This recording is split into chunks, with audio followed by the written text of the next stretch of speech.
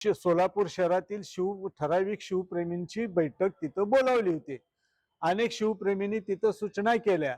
मी सुद्धा हा पुतळा कसा बसला आहे हे बघणारा मी त्या उपस्थितांच्या पैकी मी एकमेव साक्षीदार होतो। कुणी सुद्धा त्यावेळेस कसं काम झाले, कसं बसवला गेला हे कुणी पाहिलेलं नव्हतं। त्यामुळे मी तिथं स्क्रीनवर योग्य प्रकारे तिथल्या अधिकाऱ्यांना महापालिकेच्या सांगितलं की अशा अशा पद्धतीनं हा पुतळा बसलेला आहे आणि समजा भविष्यात तुम्हाला जर काही या बाबतीत काही माहिती पाहिजे असेल, मार्गदर्शन पाहिजे असेल तर तुम्ही केव्हाही मला संपर्क साधा, मी तुमच्या बरोबर तुम्हाला येऊन भेटायला तयार आहे। परंतु तसं कुठल्याही प्रकारचं झालेलं नाही आणि महापालिकेनं नंतर ते काम सुरू केलं आणि इतका वेळ लागलाय त्या कामाला।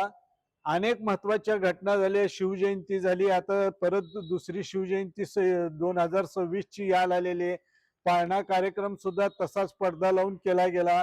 महत्वाच्या ज्या काही घटना झाल्या ऐतिहासिक त्यावेळेस हार अर्पण करताना करायला सुद्धा आला नाही। म्हणजे नुसतं रेंगाळलेलं काम आहे, ढकलाढकलीत चालू आहे।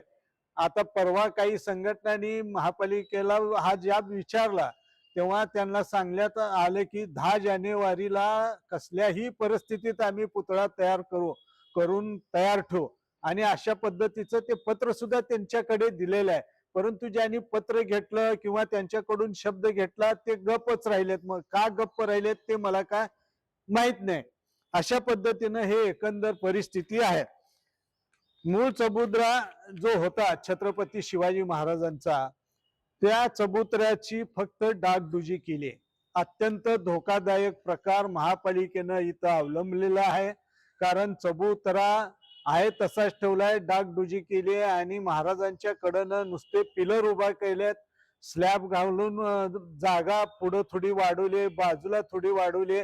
परंतु ज्या चबुतऱ्यावर शिवाजी महाराजांचा पुतळा आहे त्या चबुतरा भक्कम कसा होईल हे पाहिलेलं नाहीये। फक्त अधिकाऱ्यांची लागे बांधे असल्यामुळे याच त्यांच्या बरोबर शूट करायचं, टाकायचं। पुढे काय झालं, तुम्ही त्या भक्कमपणाच्या बाबतीत काही प्रश्न उपस्थित केले का?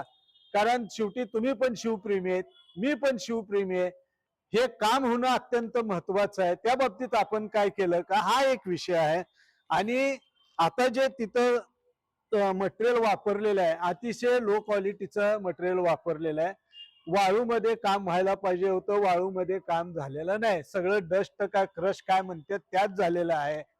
टाइल्स बसवताना केमिकल वापरायला पाहिजे, केमिकल वापरलेलं नाहीये।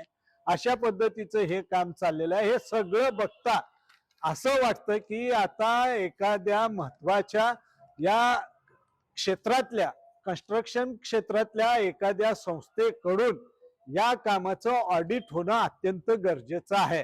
त्रयस्थ ती कंपनी असावी, त्रयस्थ ते मंडळी असावीत आणि त्या तज्ञ लोकांच्याकडून याचं ऑडिट होणं अत्यंत गरजेचं आहे। तरच ते त्याच्यातून आउटपुट काहीतरी निघू शकेल।